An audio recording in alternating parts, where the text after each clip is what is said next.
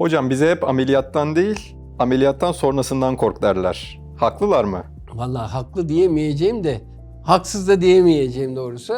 Ama şöyle haklılar. Ameliyat sırasında her şey bizim kontrolümüz altında. Zaten hasta uyuyor, ağrısını da gideriyoruz. Bir şey hissetmiyor da her şey olabilecek ne çıkarsa ameliyattan sonra çıkıyor. İstenmeyen etkiler ameliyattan sonra ortaya çıkabiliyor. Bu bakımdan doğru. Bunlardan da en başında gelenlerden bahsetmiştik işte. Bulantı, kusma, ağrı ve titreme gibi veya bilişsel bozukluklar gibi. Bunu daha önceki videolarımıza dinleyicilerimizi yönlendiririz. Onlara baksınlar. Bu cins istenmeyen sonuçlar ortaya çıkabiliyor. Çoğu çok kısa bir süre içinde, 1-2 gün içinde geçiyor. Ama oldu mu oluyor.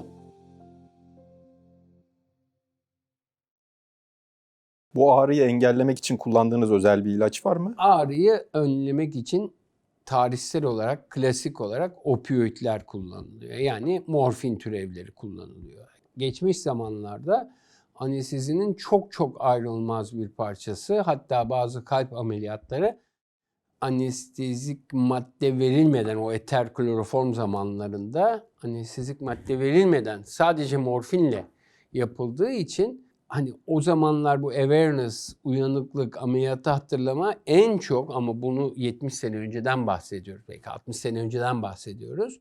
En çok bu kalp ameliyatlarında da oluyor. Çünkü ona eter kloroform verirsek kalp hastasına kalbi durabilir diye endişe ediyorlar.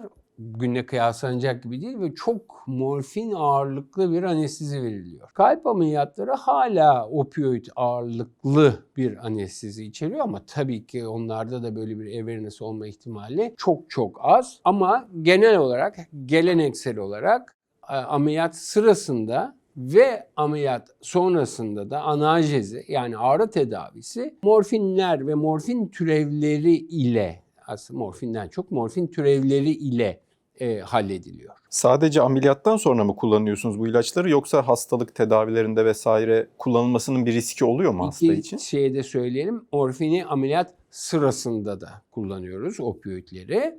Ameliyat sonrasında da kullanıyoruz ve zaten bu konudaki deneyimimiz nedeniyle de ağrı tedavisi, algoloji ve bizim rejyonel anestezi bloklardaki deneyimimiz nedeniyle anestezisten kökenini almış bir yan daldır. O nedenle ameliyat ile ilgisi olmayan ağrılarda da, kronik ağrılarda da, kanser ağrılarında da, ilaçla tedavide de, ki Dünya Sağlık Örgütü'nün bir basamak tedavisi vardır bu konularda.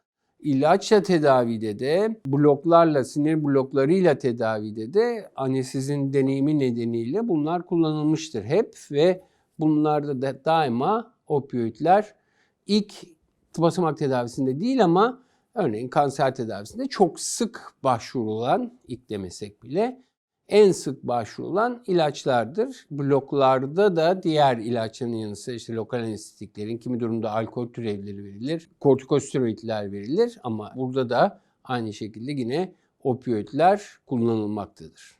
Opioid ve türevleri ne zaman hasta için dezavantaj olmaya başlar? Hastaya zarar verir mi? Şöyle bir kural var. Bunu da ilk başlarda söylemişlerdi zaten. Ağrısı olan bir insanda kullanıldığı zaman, yani gerçekten ağrı kesici etkisine ihtiyaç duyulan hastalarda opioidlerin bağımlılık yapma ihtimali şımarıklık diyelim nedeniyle kullanılmasına göre çok daha az bağımlılık yapıyor. Bu nedenle de ağrısı olan bir hastanın opioid bağımlısı olma ihtimali daha düşük bir ihtimal. Ama yok değil. Bir kere herhalde en istenmeyen etkisi diyelim, en uzak kaçınılması gereken etkisi bu olsa gerek. Yine de oluyor mu? Oluyor. Her şeyi abartmayı seven Birleşik Amerikalı meslektaşlarımız çok yüksek dozlarda kullandıkları için orada bağımlılık ihtimalinin, bağımlılık oranının daha fazla olduğunu biliyoruz. Avrupa'da bu kadar değil, bizde hemen hiç yok. Ben en azından duymadım. Bunun dışında opioid türevlerinin istenmeyen bir sürü başka yan etkisi de var. Mide bulantısı yapar, mide bağırsak sisteminde hareketliliği bozar, bu ameliyatlardan sonra sakıncalı olabilir. Dayanılmaz, yani insan kaşıntı ne kadar ciddi olabilir diye düşünüyor. Ama çeken bilir, izleyenler arasında çeken varsa evet diyecektir. Acayip bir kaşıntı yapıyor. İnsan şaşırıyor doğrusu. Ve hani kaşıntı giderici ilaçlarla başa çıkması zor olan, bazen imkansız olan ama tamam sonra geçecek ama yani ağrısını dindirdik ama adam kaşıntıdan uyuyamadı olan hastalar oldu. Bu nedenlerle ama en çok da olası bağımlılığın nedeniyle olabildiğince son 10 yılda opioidlerden bağımsız ya da opioidleri olabildiğince azaltan analjezi, ağrı tedavisi yöntemlerine başvurmaya gayret ediliyor. Peki bir gün ağrısız ameliyatın mümkün olabileceğini düşünüyor musunuz? Ağrısız ameliyat şu anda da oldukça mümkün. Biz çoklukla sıfıra indirmeye gayret ediyoruz. Yani daha doğrusu amaçlamıyoruz. Sıfıra indirirken bunu ödeyeceğimiz bedel çok fazla olabilir. Kabul edilebilir, rahatça uyuyabileceği, öksürebileceği, hareket edebileceği, ameliyat edilmiş olan kolunu, omzunu rahatlıkla oynatabileceği bir düzeyde ağrı tedavisini amaçlıyoruz. Bunun için opioidlerin sadece opioidlerle buna ulaşması yan etkileri olmadan oldukça güç. Bu nedenle de multimodal yani çoklu, çok modlu analjezi yöntemleri denen bir yaklaşım tercih ediliyor. Bu herhalde multimodal analjezi 20-30 senedir belki var. Yeni ilaçlar, yeni yaklaşımlar, yeni teknolojiler bu işi birazcık daha kolaylaştırıyor ve daha başarılı hale getiriyor. Şu anda o nedenle opioid ihtiyacını tamamen ortadan kaldıramadık ama minimize ettik ve bu nedenle de opioidlerden dolayı ortaya çıkabilecek istenmeyen etkileri, özellikle de bağımlılığı hemen hemen ortadan kaldırdık diyebiliriz. Hocam o zaman anestezi dünyası ve anestezistlerin nihai amacı opioid ve türevlerinden tamamen kurtulmak mı? Tamamen değilse de olabildiğince azaltmak. Çünkü zaten şimdi ağrının bir takım yolları var. Yani şuranız kesildiği zaman buna ağrı diye yanıt verene kadar bir sürü aşamadan geçiyor. Beynimizin bunu algılayıp ağrı oldu deyip reaksiyon vermesi. Bu her bir aşamana da etkili olan farklı ilaçlar var. Opioid aslında bu yolların, bu aşamaların sadece bir kısmına, belirli bir kısmına cevap veriyor, yönelik. Onu önlüyor sadece. Oysa ki ben daha burası kesilmesinden itibaren ya da bir ameliyat kesisinden olmasından itibaren bütün o yolda etkileyebileceğim bir sürü bölüm var.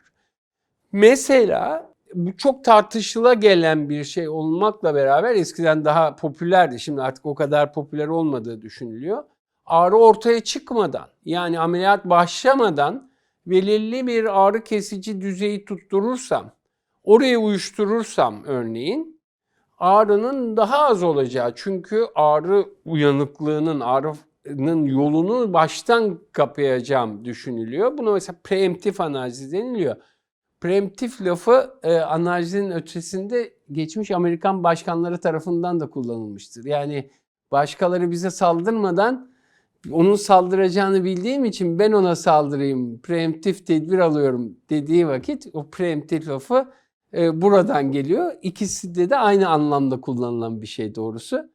Preemptif analjezi kullanabilirim. Sinir bloklarımız var. İşte epidurallardan bahsetmiştik. Epidural bloklar ve şimdi ultrason yardımıyla siniri gördüğüm her yerde sinirin etrafına enjeksiyonlar yaparak bu şekilde ağrıyı önleyebilirim. İlaçlarda büyük gelişmeler oluyor. Opioidlerin yanı sıra işte steroid olmayan ağrı kesiciler, parasetamol, diğer steroid olmayan ağrı kesicilerin bazı türevleri sadece ağrının olduğu yerdeki reseptörlere yönelik bir takım ilaçlar. Bunun dışında merkez yönelik magnezyum bile mesela, magnezyum çok sevdiğimiz bir ilaçtır. Ağrı kesici etkisi de gayet iyidir. Magnezyumu çok severek kullanırız ya da en azından ben kullanırım ameliyat sırasında.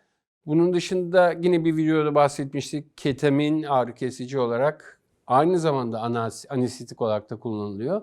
Bunların desteğiyle opioid ihtiyacını sıfırlama bana iddialı geliyor ama minimize edeceğimizi düşünüyorum.